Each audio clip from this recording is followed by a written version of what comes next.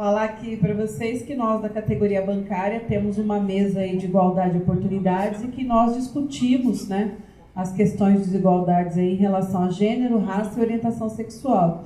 E estamos agora fazendo novamente um censo para sabermos aí de como que está essa questão da população negra dentro dos bancos. Que nós sabemos muito bem onde estão os negros nos bancos, escondidos, né? Você vai numa agência, na parte da frontal ali da agência, dificilmente você vai ter o seu gerente negro, né, ou negra, ou vai ter E se for mulher, então piorou, porque tem também a questão de desigualdade de gênero aí, que é pior ainda, que as mulheres hoje, dentro dos bancos, elas não estão conseguindo ainda ascender todos os cargos, nem tem salário igual, né? Porque as pessoas falam, mas como não tem salário igual se vocês colocam lá o salário para todo mundo tem que ser o mesmo? Tudo bem, o salário é igual, só que o problema é na hora da ascensão. Por isso que essa média das mulheres muito mais baixa. E gerentes negros, então, piorou, né? Nós não temos aí dentro dos bancos, são poucos, é a nossa luta agora,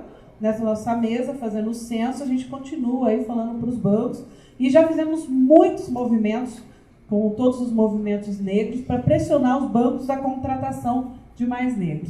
E antes a desculpa era que não tinha negros formados na universidade. Depois os negros entraram na universidade com a política de cotas e com incentivo.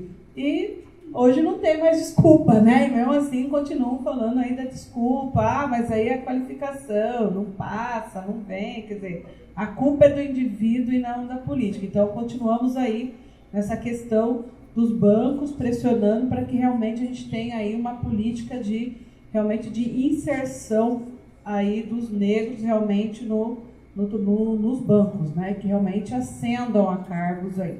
Então, com a palavra, o Edson Luiz França, que é o vice-presidente nacional da Uninegro. Bem, boa tarde. Quero primeiro cumprimentar toda a diretoria do Sindicato dos Bancários, em nome da Ivone, presidente Ivone. Interessante, uma presidenta, uma mulher negra, né? A gente fica feliz com isso, porque se a gente for olhar a situação das mulheres negras no Brasil é de total subrepresentação, né? Isso nos entristece muito. Cumprimentar também o núcleo, o coletivo, né, de combate ao racismo do sindicato, que é um coletivo atuante. Já tem um tempo, né? Não é de hoje que esse coletivo tem funcionado e tem prestado um grande serviço na luta antirracismo. Nós somos um país que teve 388 anos de escravidão, não é qualquer coisa, né? Desde o primeiro dia que o português chegou aqui no Brasil, instituiu o trabalho escravo, né? Foi escravizado aqui no Brasil durante um tempo importante a população indígena, né? E depois a população negra, né? Que respondia tanto a um projeto de ter superlucro, uma mão de obra que pudesse utilizar da forma que produzisse o máximo possível de lucro, sem o mínimo, sem absolutamente nenhum tipo de direito, né? A escravidão, ela servia a isso, né? Ela produzia esse superlucro, algo acima até da mais-valia. E aí instituiu também a escravidão de negros, de africano, que não teve questionamento. Aqui do Amazônia, que na época era chamado Grão-Pará, até aqui as missões no Rio Grande do Sul, havia a escravidão sem nenhum questionamento. E isso foi até 1988. Aliás, 1888. Não existiu aqui no Brasil, a exemplo do que existiu nos Estados Unidos também, grandes tensões entre a população branca buscando a alternativa ao escravismo. Tanto que lá teve a Guerra de Secessão. Aqui absolutamente nada. Os brancos conseguiram construir um grande consenso no processo abolicionista. Isso é importante dizer, né? Então, quando nós saímos, quando nós fomos transitar do trabalho escravo ao trabalho livre, havia um grande consenso na elite nacional brasileira de como conduzir o processo. Além do que, era uma elite que tinha tido a oportunidade de não precisar passar por aquele processo de tentativa e erro porque foi o último a abolir e conseguiu, a partir das experiências diferentes de abolição, de luta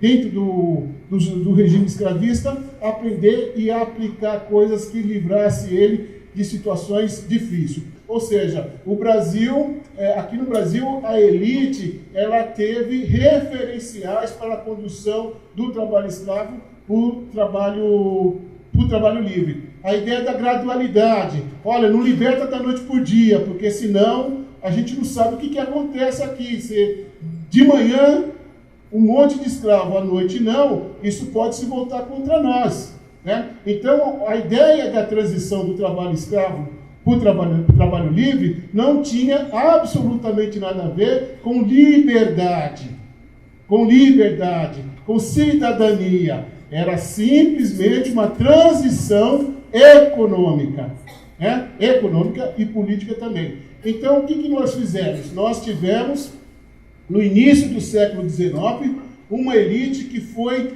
vitoriosa no seu principal projeto, que era de adesão ao capitalismo, né? De transição ao capitalismo, de transição ao trabalho livre, mantendo os poderes intactos, mantendo a sua condição econômica, a sua condição de mando intacta, né?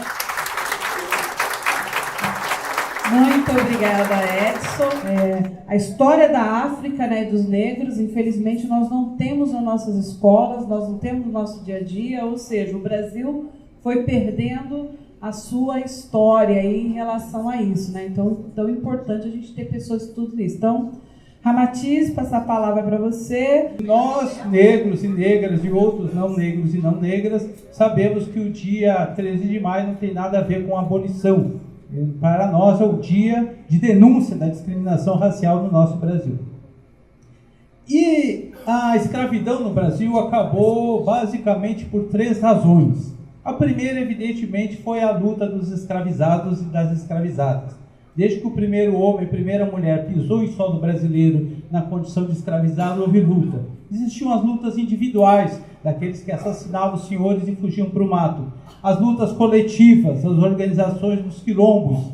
Existiam as lutas mais organizadas e mais ousadas, como, por exemplo, aconteceu em 1835 na Bahia, a rebelião dos Rauças, que ficou conhecido como a Revolta dos Malês, que quase tomaram o poder. Existiu, inclusive, a criação de um país dentro do Brasil, que durou mais de 90 anos, que agregava negros fugidos da escravidão, indígenas fugidos da escravidão e mesmo brancos que eram perseguidos pelo poder colonial. Esse país que existiu dentro do Brasil, que chegou a ter em torno de 20 mil pessoas, era chamado pelos negros de Angola Janga. As forças de repressão, quando foram lá para combater, junto com mercenários daqui de São Paulo, como Domingos Jorge Velho e outros bandeirantes, colocaram o nome de Palmares, então até hoje ficou conhecido como Palmares. Mas o nome que os negros davam a Palmares era Angola Janga. Então a luta dos escravizados ao longo da escravidão foi a principal razão para o final da escravidão. A segunda razão para o final da escravidão foi a pressão do Império Britânico, porque portugueses e espanhóis tiveram essa enorme ascensão com as grandes navegações e junto, né, o início do capitalismo, com o mercantilismo, e a escravidão contribuiu para isso. Ocorre que num determinado momento, com o avanço do capitalismo industrial, a Inglaterra começa a crescer e se torna o país mais poderoso do mundo. E o capitalismo precisa de mercados. E o escravizado, a escravizada, não pode ser transformado em mercado consumidor por não ter salário.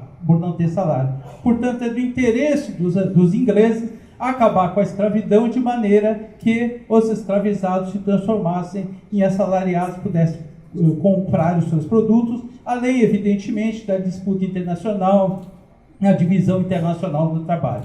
A terceira razão para o final da escravidão é a lógica do capitalismo.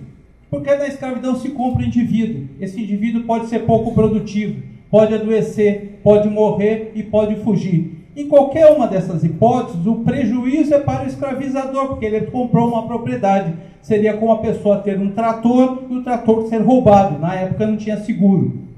Então, naquele momento, ao longo do século XIX, os próprios escravizadores começam a perceber que é mais lucrativo comprar a força de trabalho do que comprar o indivíduo.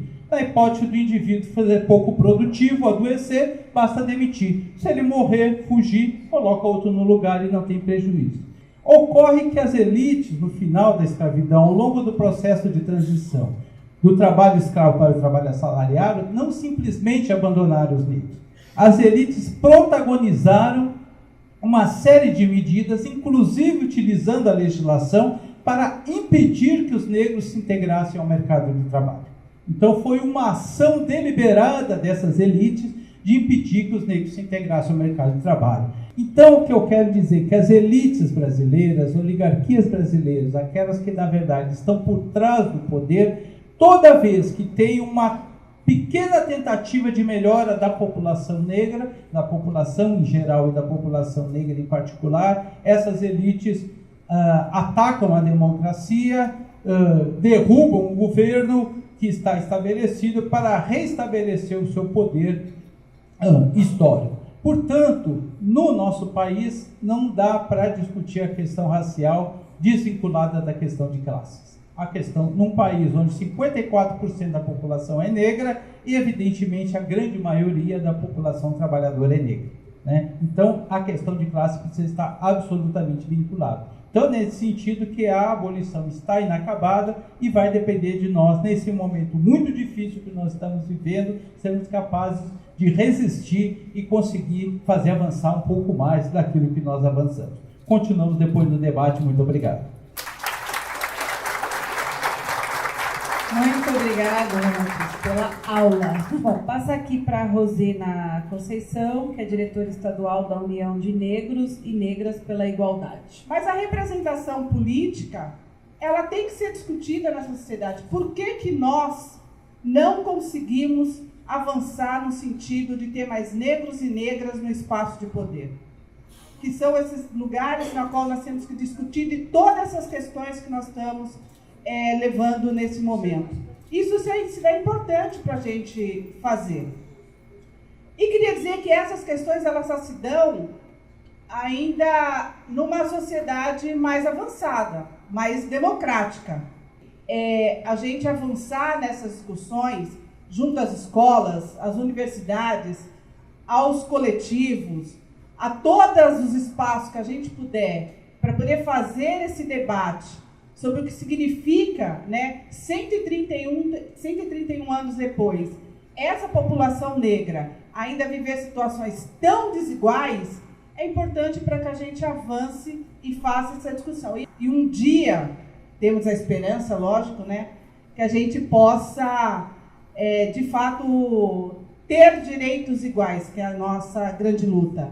Ter outras Ivones em sindicatos importantes como esse, ter companheiros nos bancos, né, que tenham ali, que sejam gerentes, que ocupem outros espaços, ter mulheres que também ocupem espaços de poder e decisão nesse país. Então é dessa forma que a gente vai avançando. E isso só se dá numa democracia, isso só se dá num país livre, isso só se dá quando a gente consegue dizer que todos nós temos os mesmos direitos, homens e mulheres, negros e negras, para que a gente possa avançar. A gente não pode continuar numa sociedade tão desigual, aonde a gente não consiga,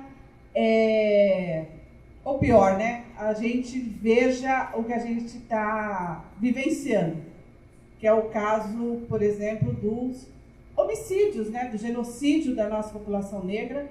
A gente fala do encarceramento da nossa população negra. Então, toda essa lógica, todo esse sistema que aí está colocado, ele tem um direcionamento. E sempre teve um direcionamento, que é justamente fazer com que a nossa população continue dentro desse processo histórico que se encontra. Então, aqui eu trago um pouco da minha experiência e que a gente também vai crescendo ao estar nesses debates, ao estar nessas conversas, nessas rodas de diálogo. E foi a partir daí que eu também entendi por que a gente tem que continuar fazendo a luta por uma moradia digna, porque a gente não pode continuar com a nossa população morando nas condições na qual vive, a gente não pode continuar fora da escola, a gente não pode ter uma saúde onde ela não atende, principalmente essa população com dignidade.